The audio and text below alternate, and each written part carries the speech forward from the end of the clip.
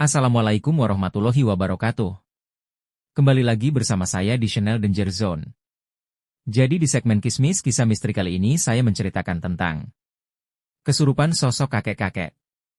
Oke, sebelum masuk ke ceritanya, alangkah baiknya kalian dukung channel kami dengan cara subscribe, like, komen, and share ke teman-teman kalian semua. Agar kami lebih semangat lagi untuk membuat video-video yang lebih menarik lagi. Baik, tanpa banyak basa-basi kita gas ke ceritanya. Kismis Kisah Misteri. Dimulai.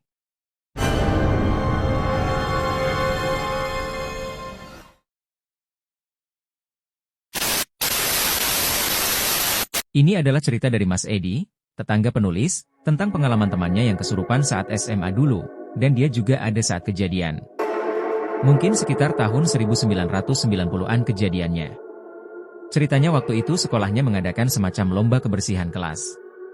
Nah, kelasnya sepakat bahwa pada hari Sabtu akan mengadakan kerja bakti bareng-bareng untuk membersihkan dan menghias kelas mereka, karena hari Seninnya akan ditinjau oleh panitia penyelenggara lomba.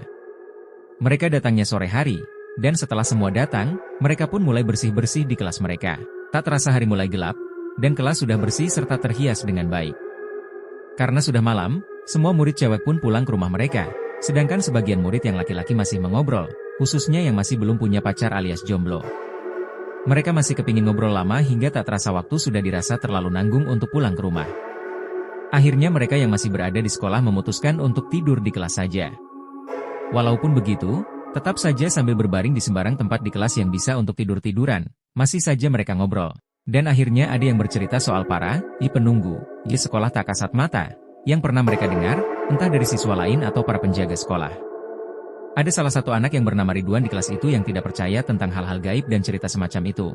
Dan dengan sombongnya dia berkata, "Jikalau mereka itu ada, aku mau lihat kayak apa wujudnya. Itu pun kalau mereka memang ada." Pokoknya kata-kata dan nada bicaranya terkesan menantang. Teman-temannya yang berada di kelas tersebut menanggapinya tidak serius dan sambil bercanda. Ada yang bilang, "Beuh, hati-hati loh, nanti benar-benar ditampakin, kapok kamu." Hahaha. Dan karena mungkin semuanya sudah mengantuk, akhirnya mereka pun menyudahi obrolan mereka. Semua sepertinya sudah malas untuk diajak ngobrol, dan satu persatu siswa pun mulai terlelap. Sekitar hampir tengah malam, kelas yang tadinya tenang berubah menjadi panik. Sebab, si Ridwan tiba-tiba berteriak-teriak tidak karuan. Dia marah-marah dan mengamuk sejadi-jadinya. Ternyata dia kesurupan. Teman-temannya pun berusaha menolongnya sebisa mereka. Ridwan dicoba dipegang beberapa temannya supaya tidak mengamuk. Tapi yang namanya lagi kesurupan, tenaga yang Ridwan miliki saat itu bisa menjadi berlipat ganda, sehingga teman-temannya kewalahan. Ada yang bacain doa, tapi malah diketawain dan diikuti oleh yang merasuk ke tubuh si Ridwan. Baca doa yang lain juga diikuti bareng-bareng, lalu tertawa terbahak-bahak. "Kamu baca doa-doa kayak gitu? Aku sudah hafal doa-doa itu sejak 100 tahun yang lalu," ujar sosok yang merasuki tubuh Ridwan. Mereka yang berada di kelas saat itu benar-benar panik dan tak tahu harus berbuat apa. Mau minta pertolongan orang tua mereka atau guru juga tidak mungkin, karena saat itu yang namanya HP belum ada. Mau telepon dari sekolah, ruangan kantor dalam keadaan terkunci. Ada sekitar 4 jaman mereka berusaha untuk menyadarkan Ridwan. Kadang Ridwan tampak sudah mulai tenang, tapi tahu-tahu mengamuk lagi. Benar-benar membuat teman-temannya ketar-ketir. Hingga ada salah satu anak ingat, kalau di depan sekolah mereka ada semacam langgar surau, dan saat itu juga mulai menjelang sholat subuh. Dia lalu pergi ke surau itu, dan akhirnya dia bersama seorang ustadz mendatangi kelas tersebut. Singkat cerita, entah bagaimana caranya, akhirnya Ridwan bisa terbebas dari kesurupan dan badannya tampak lemas serta babak belur.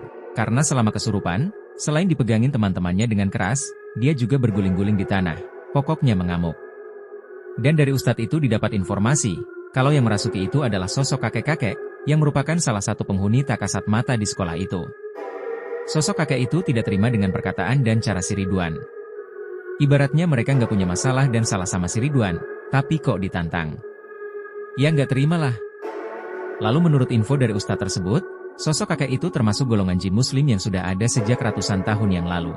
Pantas saja setiap kali ada yang berdoa, malah diikutin, dan kayaknya lebih pintar saat melafalkan doa-doa itu. Demikianlah cerita yang penulis dengar. Semoga terhibur. Oke, mungkin segitu saja cerita yang bisa kami sampaikan. Mudah-mudahan dapat menghibur kalian semua. Dan jangan lupa ikuti kami terus ya. Wassalamualaikum warahmatullahi wabarakatuh.